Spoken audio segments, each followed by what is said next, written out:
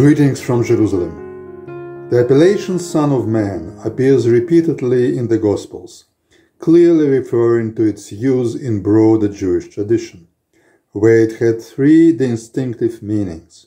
First, as in Jeremiah 49, Son of Man or Son of Adam, Ben Adam, equals man in general, all men. The same means born of a woman, expression found in the Dead Sea Scrolls and in Paul's epistle to the Galatians. In this general sense, the phrase is evoked in quite a few Gospel passages. For example, in Mark 2 and parallels, I quote, "And he, Jesus, said to them, the Sabbath was made for man, not man for the Sabbath. So the Son of Man is Lord even of the Sabbath."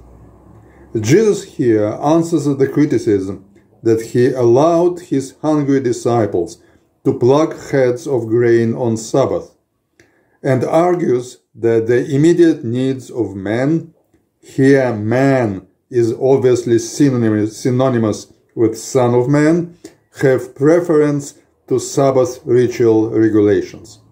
In this, he sides with the tendency to be attested in rabbinic sources, for example, Mechilta de Rabbi Ishmael, where it is said, "The Sabbath has been handed over to you, not you to the Sabbath."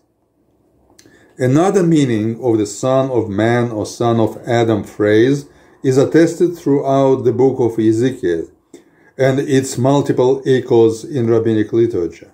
This is how God addresses the prophet there. This individual sense is very much present in the synoptic tradition of Matthew, Mark, Luke, when Jesus speaks about himself, mostly in premonition of his future tragic fate. It might have been common to say the Son of Man instead of I, when referring to something disastrous awaiting the speaker. There are cases where the distinction between the general and individual pertaining to Jesus is blurred, as in Luke 9. I quote, "Foxes have dens and birds of the air have nests, but the Son of Man has no place to lay his head." End of quote. Does it speak about the common human predicament or about Jesus specifically? A third distinctive usage of the phrase is found in Daniel chapter 7.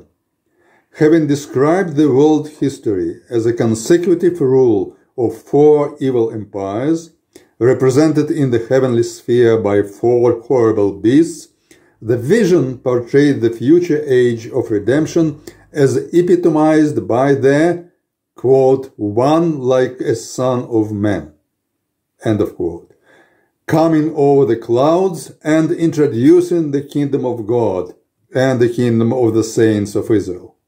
It is unclear if this Son of Man was thought by the author of as truly individual, even if angelic figure, or as only a symbolic representation of the glorious Israel.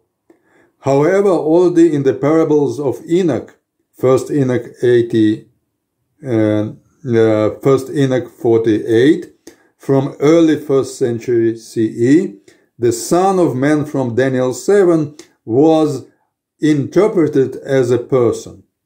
Moreover, he is defined there, and the trend would be later picked up in rabbinic literature as the Messiah. It is this third meaning of the Son of Man appellation which is evoked when the Synoptic Gospels speak about a future appearance of the Daniel 7 figure and identify him with Jesus, who is one day to return as an angelic redeemer. For example, Matthew chapter 26, I quote, "Jesus said to him, I'll tell you, hereafter you will see the Son of Man seated at the right hand of power and coming on the clouds of heaven." In the parables of Enoch, there was one more crucial development. If in Daniel 7 the Son of Man appears only at the end of times, In 1 Enoch 48, we are told that he, the Messiah, had existed in the heavenly sphere from before the creation and was imbued with all God's wisdom.